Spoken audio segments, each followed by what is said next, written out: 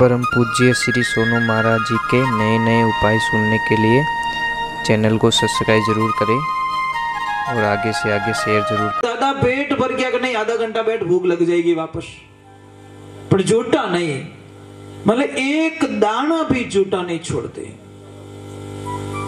इसको कहते आचरण। आपको पता है, आप क्योंकि शास्त्र नहीं पढ़ते, भूत प्रेतों को खाने में क्या मिलता है? भूत प्रेतों को जो इंसान झूठा छोड़ते वो खाना मिलता है। और जिस घर में लोगों की आदत पड़ जाती झूठा छोड़ने की, उस घर में एनी टाइम किचकिच रहेगी, नॉर्मल बीमारी रहेगी।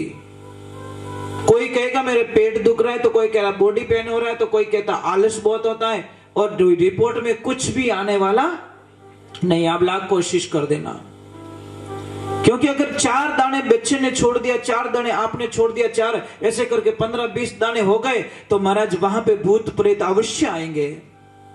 एक ध्यान रखना, भूतों को जगह छुड़ाने का एक ही तरीका है कि महाराज आप झूठा मत छोड़ो। पर क्या करे, जीव ठाणे रहे तो कटी जावे जीमने वास्ते। थाली लेके बैठ गया, आया रसगुल्ला वाला, वो बोले भाई रसगुल्ला, वो के 5 रख दे तू। सबसे बड़ी बीमारी क्या है हमारे दिमाग में? और रसगुल्ला वाला पासों नहीं आयो तो ये बहुत बड़ी बीमारी है सच में। नहीं खाऊं, एक खाऊं तो खाऊं, पर रख ले तू 4, मैं पासों नहीं आयो तो 4 झूठा छोड़ के चला जाऊंगा। क्यों छोड़ते हो? पता है कितना पाप लगता है। झूठा मत छोड़िए महापुरुषों। मैं मजाक नहीं, झूठा मैं भोजन का ही बात नहीं कह रहा हूं। आप चाय भी झूठी छोड़ देते हो, नहीं छोड़ो, चाटो जन कप ने। ये तो क्या, मैं तो नहीं छोड़ो, इसका मतलब कप को चाट लेते हो।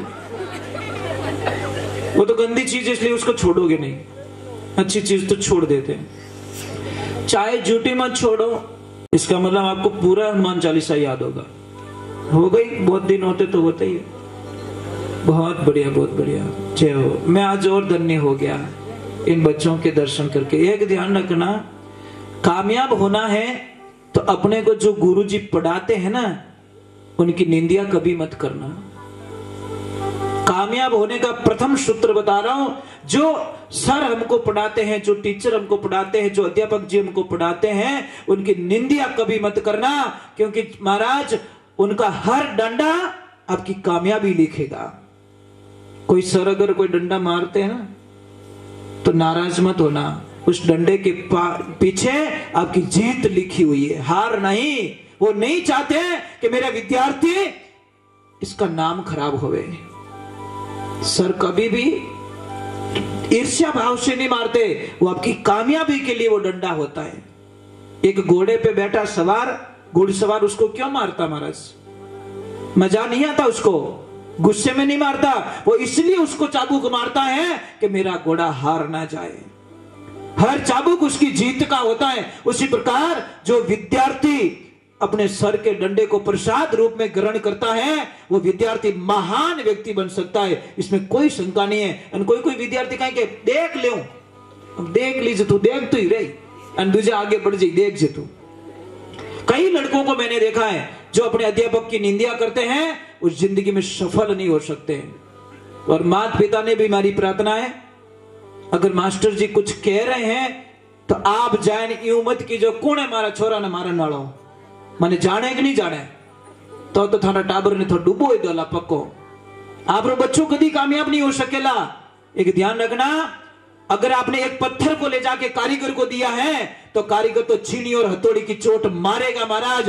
जब तक छीनी हथौड़ी की चोट नहीं लगेगी, उसकी मूर्ति नहीं बनेगी, और मूर्ति नहीं बनेगी तो मंदिर में नहीं पहुंचेगी। ध्यान रखना, अगर उस पत्थर को मूर्ति बना के मंदिर तक पहुंचना है, तो कारीगर को चोट मारने दो, और जब तक चोट मारता रहेगा, हर चोट में मूर्ति की कामयाबी लिखी रहेगी, और एक दिन मंदिर में पूजनीय योग्य बने। इसीलिए स्कूल के बाहर लिखा ना कि लाओ तुम्हारे लाल को इंसान बना लो, दुनिया पूजे उतना महान बना लो। लिखा ना स्कूल के बारे में, अंदर भी लिखा होगा, लिखा ना। लाओ तुम्हारे लाल को मैं इंसान बना दूं और दुनिया पूजे उतना महान बना दूं। अपन महान बनने दे तो थोड़ो कोई क्या घरे आई टाबर रो जावे तो मां अच्छा जावे यूं छडाय कईयो मन जानो कोन थने थाने जान के लटकाऊं फोटो गई करूं नहीं। माटी अगर माटी को कुम्हार रौंदेगा नहीं तो उसको ढालेगा कैसे? समझ में आ रहा है कि नहीं आ रहा है? सोनार अगर सोने को भट्टी में नहीं डालेगा तो उसको गहना कैसे बनाएगा भैया? तो मास्टर जी भी अगर डांट फटकार नहीं करेंगे तो बच्चे कामयाबी की तरफ कैसे जाएंगे? बच्चे को कमजोर मत होने दो, बच्चे को इतना मजबूत बना लो कि लाखों समस्या आ जाए तो आपके बच्चे को कभी कोई प्रॉब्लम ना हो।